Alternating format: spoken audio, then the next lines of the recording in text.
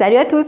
Dans cette vidéo, je vous montre comment fabriquer vous-même de ravissantes enveloppes uniques au monde, zéro déchet et 0 €, dans lesquelles vous pourrez mettre vos invitations, vos faire-part ou, si vous êtes entrepreneur ou thérapeute, vos bons cadeaux.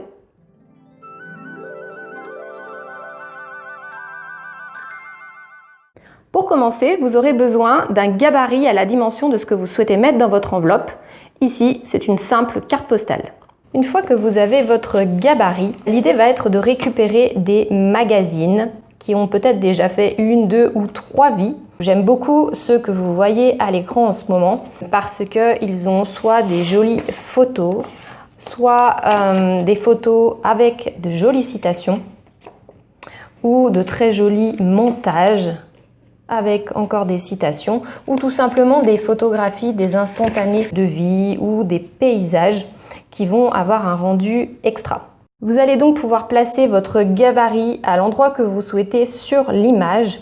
Et si jamais pour vous, ça vous paraît un peu difficile de vous rendre compte du rendu, je vous conseille de vous fabriquer un autre type de gabarit. C'est un gabarit en négatif. Il suffit pour ça de découper dans une feuille cartonnée le contour de votre carte postale pour obtenir le négatif qui va vous permettre de mieux vous rendre compte du rendu final. Et ça, c'est bien utile pour savoir ce que vous allez retenir. Par exemple, sur cette page, on voit qu'il y a une jolie citation qu'on pourrait récupérer comme ceci, mais on pourrait aussi tout à fait récupérer plutôt cette partie-là avec le petit montage assez sympa.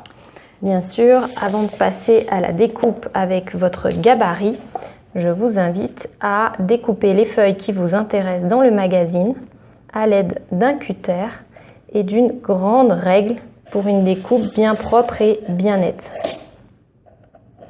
Il suffit ensuite de placer le gabarit en négatif à l'endroit souhaité, donc par exemple à cet endroit-là où la décoration est assez jolie. On utilise ensuite un crayon papier pour marquer les bords le plus discrètement possible.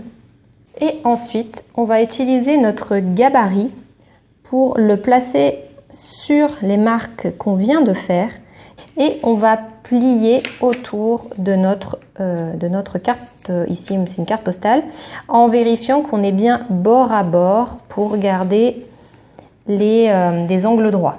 Donc on fait une pré-pliure, sachant qu'au final ça va être plié dans l'autre sens, donc c'est uniquement un pré-pliage pour avoir les marques à suivre. Hop. On fait la même chose en bas. Voilà, le pré-pliage est fait. Comme au final, on veut avoir ça en façade, on va inverser les pliures. Voilà ce qu'on obtient après pliage. Ici, c'est la partie qu'on a sélectionnée. Et là, on voit qu'on a une partie qui dépasse, qui est trop grande. Donc, on va la rabattre comme ceci. On pourrait la couper si on le souhaite. Et pour terminer l'enveloppe, on pourrait soit mettre un petit peu de colle, la colle écologique de préférence à ce niveau-là, ou mieux, on peut utiliser un petit morceau de masking tape. C'est un scotch japonais qui se déchire à la main et qui est repositionnable. Il est à base de papier et on trouve toutes sortes de motifs, toutes sortes de couleurs et de textures pour avoir un rendu assez joli. Et voilà. Si jamais vous trouvez que la partie postérieure de l'enveloppe est un peu épaisse ou dépasse légèrement sur les côtés et que vous avez un petit peu de temps, voici une astuce complémentaire qui va consister à supprimer une partie de l'enveloppe qui n'est pas nécessaire, c'est-à-dire ces parties qui sont dans les angles. À ce niveau-là, ici également et en haut.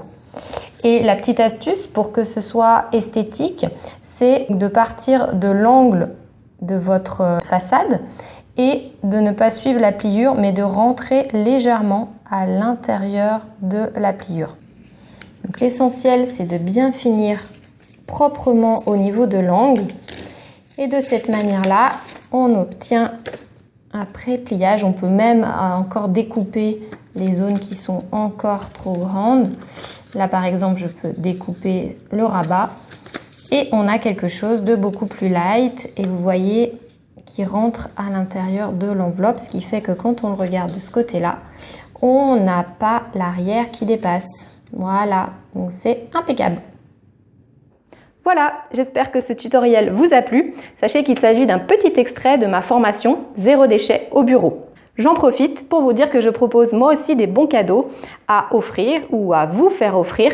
Par exemple, un coaching zéro déchet, un coaching santé ou naturel, ou un atelier pratique, un cours en ligne, ou encore une participation à une de mes formations. Belle réalisation et à bientôt pour de prochaines vidéos. Ciao!